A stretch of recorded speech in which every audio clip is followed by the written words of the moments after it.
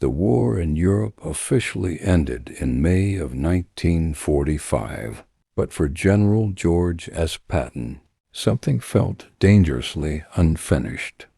While bells rang in American cities and newspapers declared victory in bold ink, Patton stood amid the ruins of Germany with an unease that would not leave him.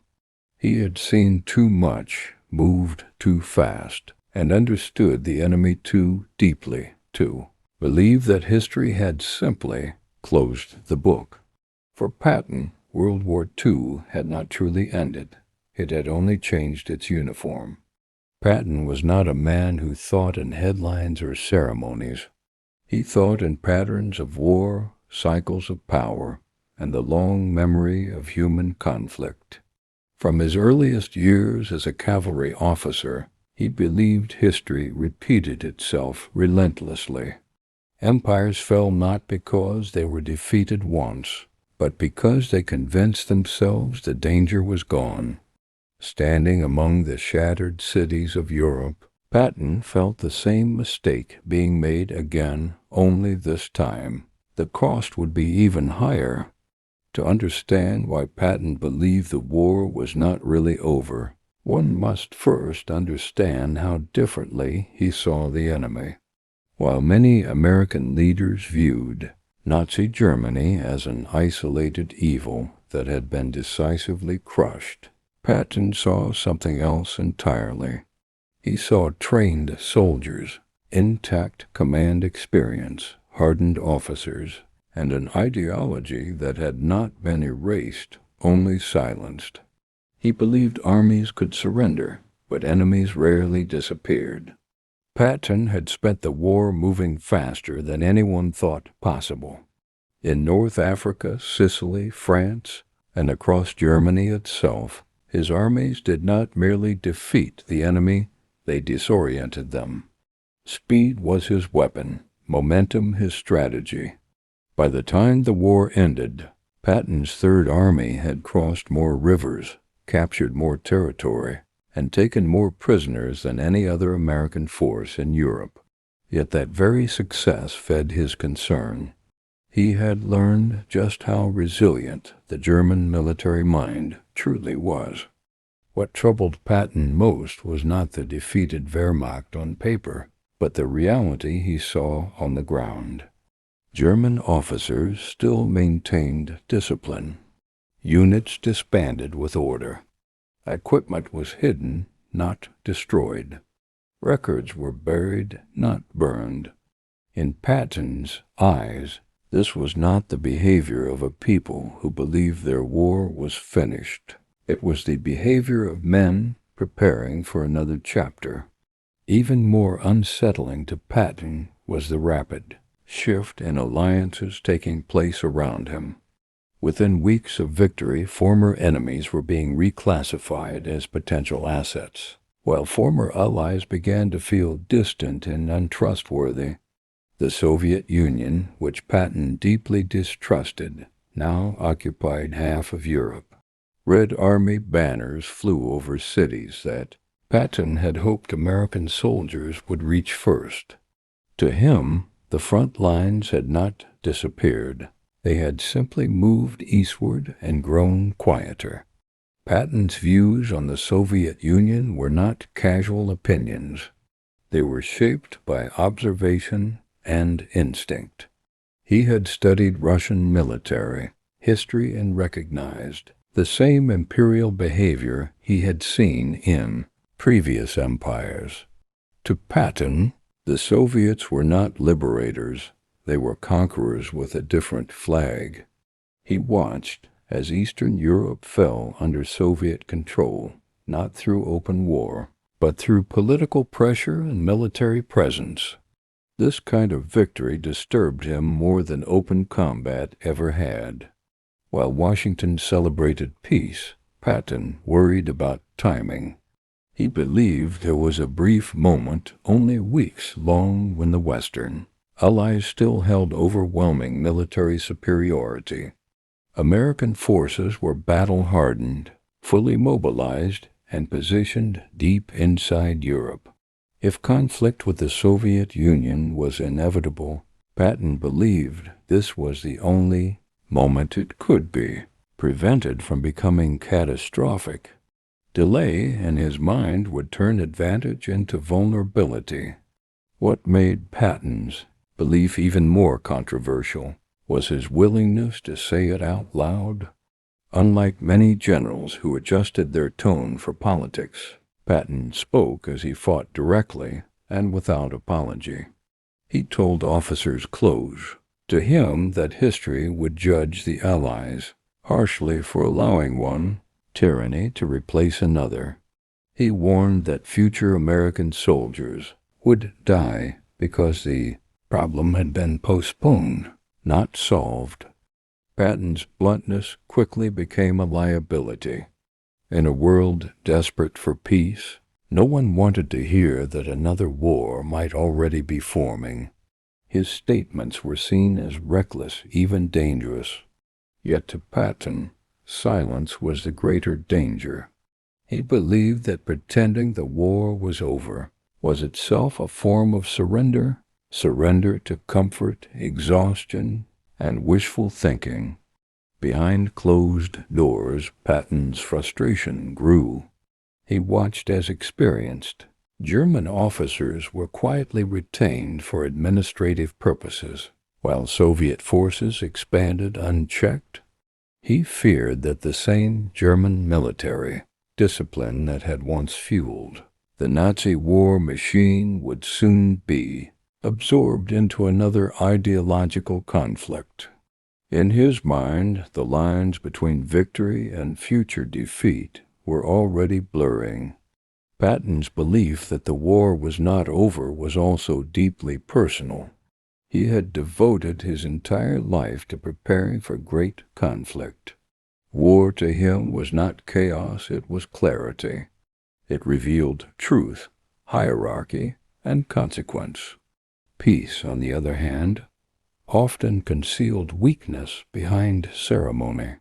As others spoke of rebuilding, Patton spoke of readiness. As others planned demobilization, he saw vulnerability. There was also a deeper, almost philosophical layer to Patton's thinking.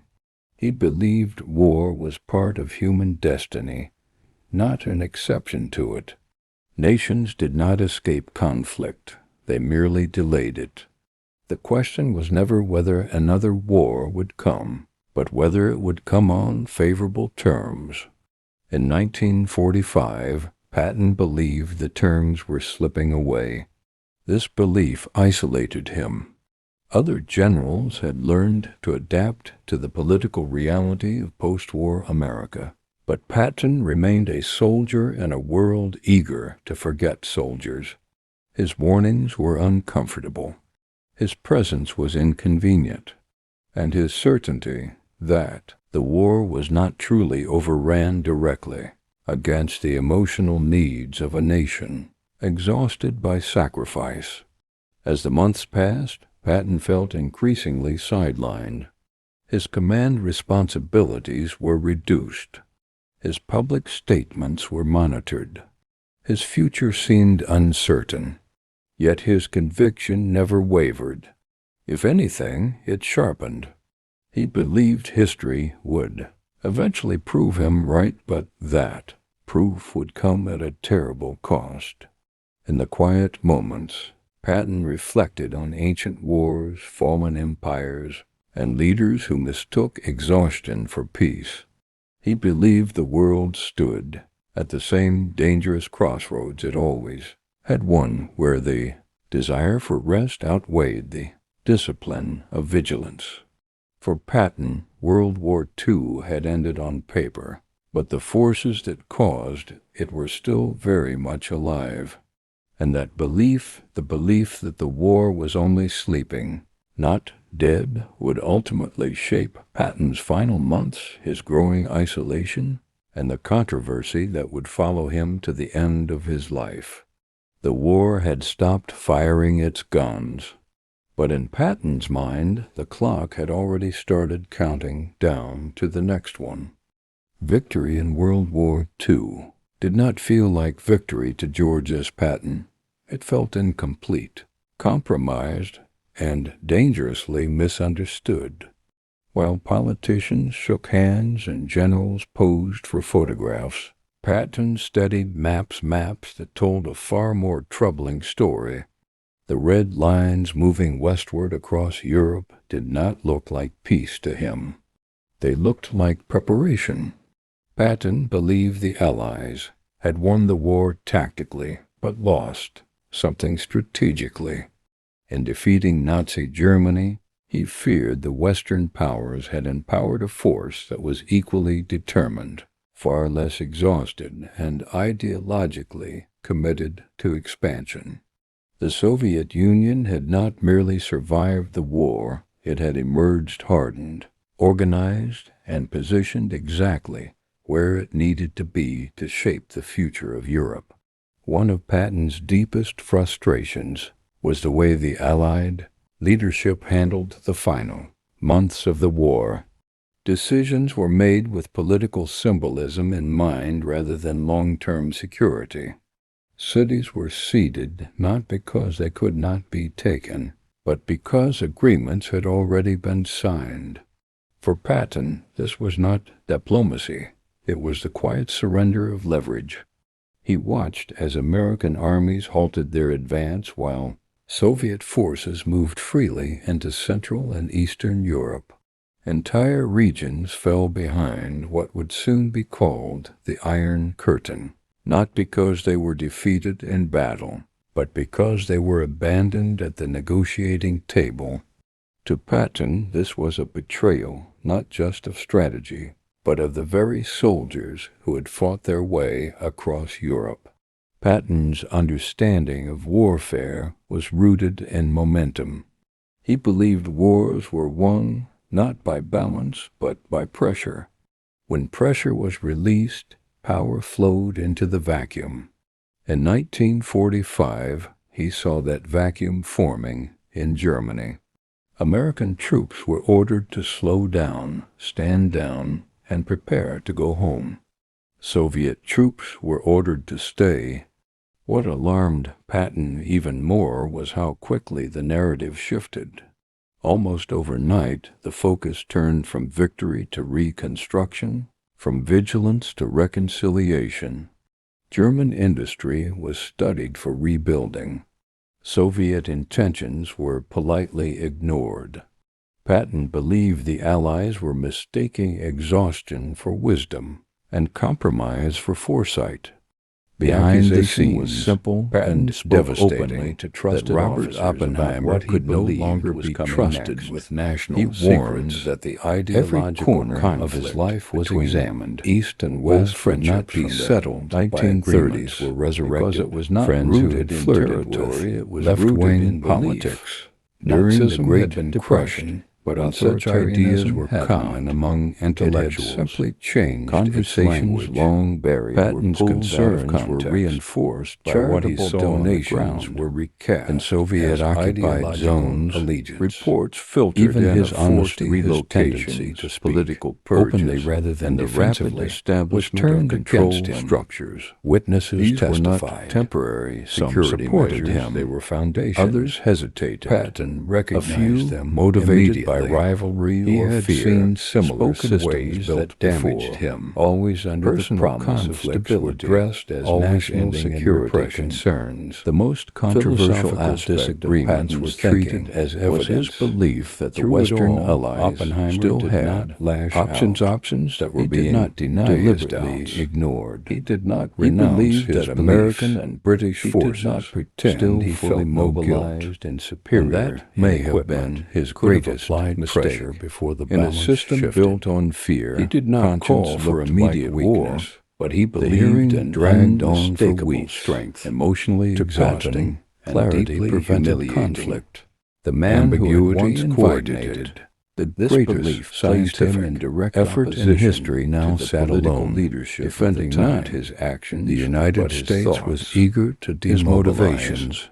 Families wanted their sons home. At the end, the economy needed to transition. His security clearance, even a theoretical one, just was unthinkable. Robert Oppenheimer was this emotional influence, but he did not. He could no longer advise on nuclear policy. He believed future bloodshed was being postponed. Weapons he understood better than his frustration. Almost anyone alive realized he was not in prison were willing to. It was not confront this reality. In headlines, many senior leaders erased from power. The Soviet Union, the punishment was precise and devastating. Economic, it told every scientist watching. Patton believed this was a misunderstanding of power. Why.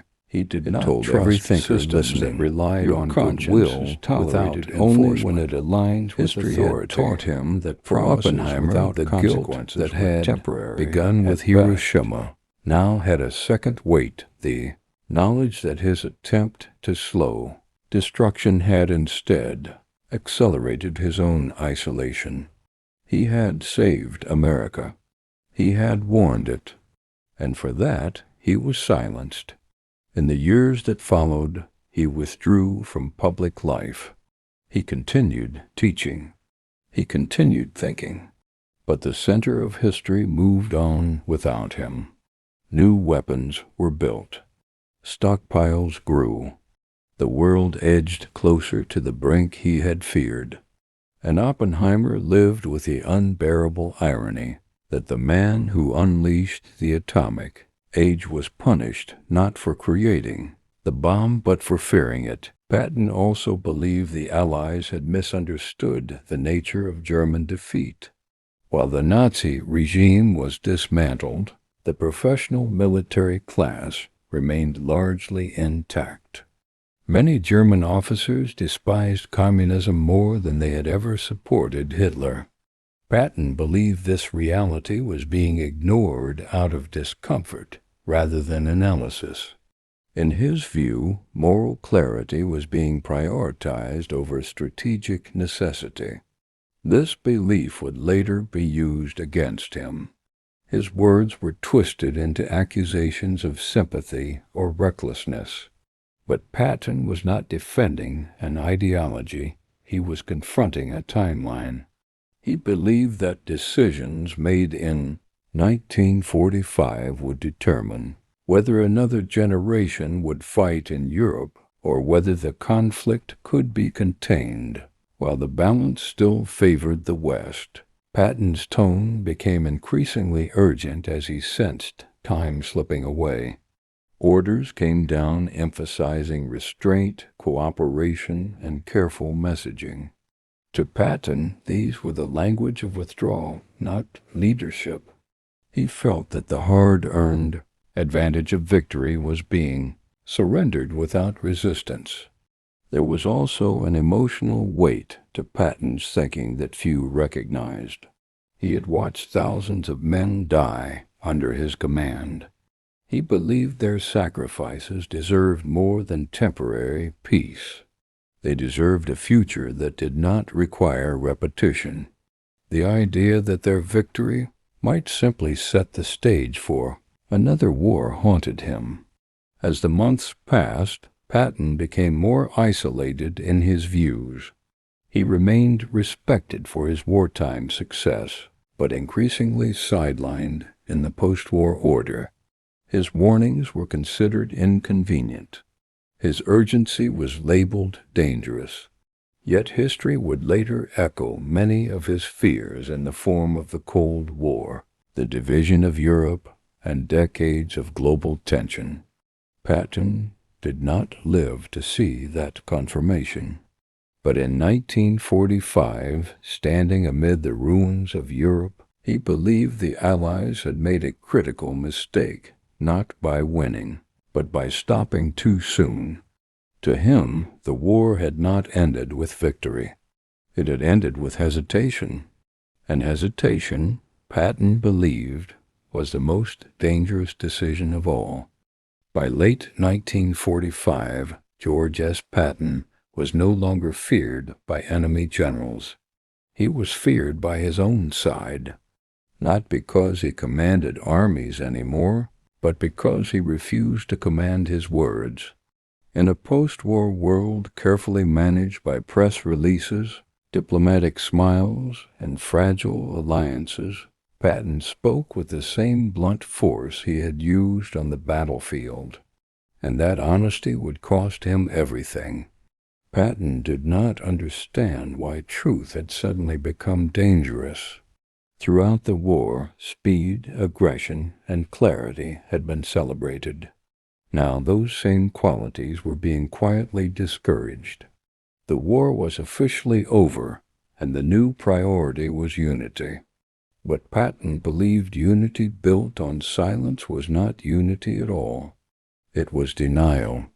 In private conversations and occasionally in public remarks, Patton expressed what many officers thought, but refused to say aloud. He questioned the wisdom of dismantling German administrative structures while allowing Soviet systems to expand unchecked.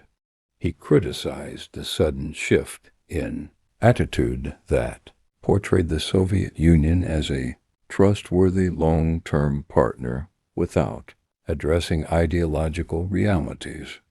These comments were not part of any official doctrine. That made them unacceptable. What truly alarmed Allied leadership was not the content of Patton's beliefs, but their timing. The United States was transitioning from war to peace. The public wanted closure, not complexity. Patton was reopening questions no one wanted asked. And worse, he was doing it in a way that could not be easily softened. One of the most misunderstood aspects of Patton's downfall was how his words were framed. Nusa was removed. Context was stripped away. Statements that were meant to be strategic, critiques were presented as political provocations.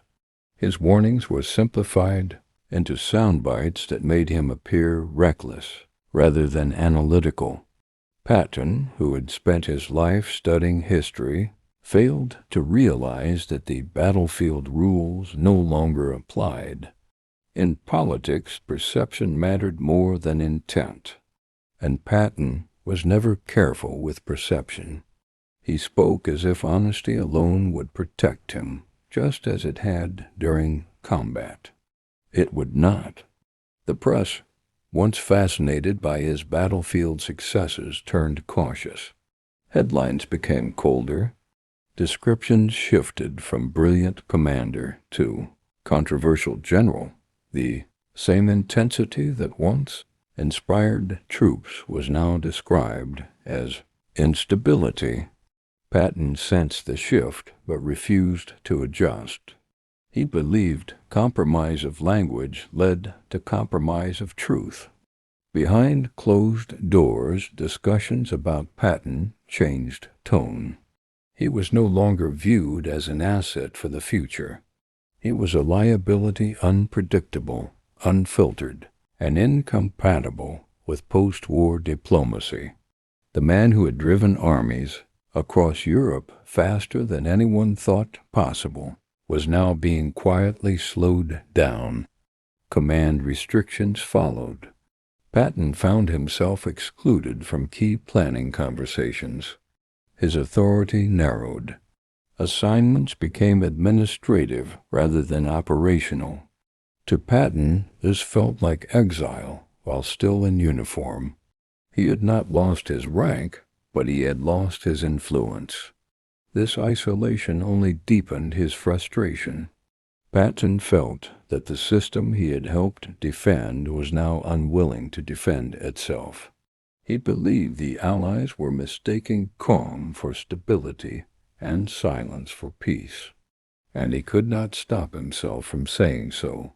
There was also a personal dimension to Patton's struggle that history often overlooks. War had given him purpose, movement, direction. The post-war world offered meetings, paperwork, and restraint.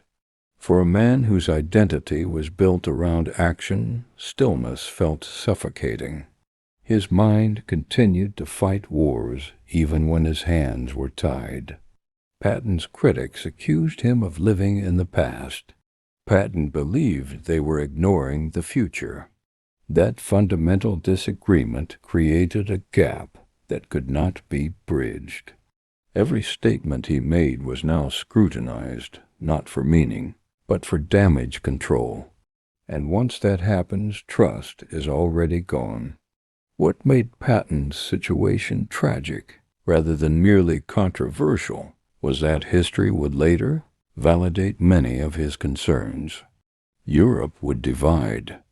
Tensions would harden. Former allies would become rivals. The world Patton feared began forming almost immediately after his voice was silenced. But in 1945 there was no appetite for warnings. The world wanted relief, celebration, closure. Patton offered none of those. He offered vigilance. And vigilance in a tired world sounded like provocation. By the time Patton realized how completely he had been sidelined, it was already irreversible. His career did not end in disgrace, but it ended in quiet dismissal, a slow removal from relevance rather than a dramatic fall. For a man who lived at full volume, silence was the harshest punishment. He had won battles no one else could. He had moved faster than history itself. But in the end, he lost the one fight he never expected to face, the fight against forgetting. And the war he believed was coming next was now being left to others to face. In the final months of his life, George Patton existed in a strange limbo alive, decorated, respected in name, yet strategically irrelevant. The armies were gone. The momentum was gone. And yet, in Patton's mind, the conflict had only changed shape. The guns were silent, but the struggle, he believed, had merely gone underground. Patton watched Europe being redrawn, not by generals, but by agreements.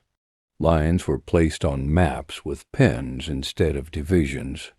Nations that had barely survived the war were now divided by ideology rather than occupation. To Patton, this was not peace. It was a pause, a dangerous one. He believed that wars did not truly end when treaties were signed. They ended when the causes were resolved. And in 1945, Patton believed the core cause unchecked. Expansion of power was being ignored rather than confronted. He feared that the exhaustion of the West was being mistaken for moral clarity. What Patton understood, perhaps earlier than most, was that the nature of conflict was shifting. Future wars would not always begin with invasions. They would begin with influence, with pressure, with quiet realignments of loyalty and fear. He believed that by allowing ideological control to spread without resistance, the Allies were planting the seeds of a longer, colder struggle. Patton did not use the phrase Cold War. It did not exist yet, but the concept was already clear to him. A war where armies might not clash immediately, but where readiness, speed, and resolve would still determine outcomes. A war where hesitation could be fatal even without gunfire. He was deeply troubled by how quickly yesterday's enemy was being reintegrated while yesterday's ally was being trusted without limits. Patton was not blind to the complexities of diplomacy. He simply believed that diplomacy without leverage was a gamble history rarely rewarded. As months passed, his sense of urgency found no outlet. His superiors did not want another war narrative. They wanted stability, reconstruction, optimism. Patton's warnings did not fit that vision. They sounded too harsh for a world desperate to believe suffering was over. The irony is that much of what Patton feared would unfold with chilling accuracy. Europe would split into opposing blocs. Germany would divide. An invisible line would stretch across the continent, guarded not just by soldiers, but by suspicion. Intelligence agencies would replace armored columns. Proxy conflicts would erupt where great powers dared not fight directly. Patton would not live to see any of it. In December 1945, a car accident ended his life abruptly. There was no battlefield, no final command, just silence. For a man who believed history moved forward relentlessly, his own story stopped without warning. In the years that followed, Patton's legacy was simplified. He became the aggressive general, the loud voice, the controversial figure. His strategic anxieties about the post-war world were rarely emphasized. They were inconvenient, easier to ignore than to examine. Yet behind the public image was a thinker shaped by history. Patton had studied the rise and fall of empires. He believed patterns repeated when lessons were forgotten. His fear was not rooted in paranoia but in precedent. He had seen what happens when power vacuums are filled slowly by those who move faster. When the Cold War officially began, many of Patton's former critics quietly acknowledged what he had sensed early. The war had not ended. It had transformed. The battlefield was now political, ideological, psychological. Speed still mattered, but now it was the speed of decisions, influence and response. Patton never got the chance to adapt to this new kind of warfare. Perhaps he would have struggled with it, or perhaps he would have understood it faster than anyone expected. History does not give us that answer. It only gives us the echo of his warnings. What remains undeniable is this: Patton believed peace without vigilance was temporary. He believed victory without preparation was fragile. And he believed that the cost of ignoring uncomfortable truths was always paid later, with interest. World War II ended in 1945, but the conflict that defined the second half of the 20th century began almost immediately afterward. Patton saw its outline before it had a name. He felt its pressure before it had borders, and he tried clumsily, loudly, imperfectly to make others see it too. In the end, George S. Patton did not die believing the war was over. He died believing the world had simply chosen not to look ahead.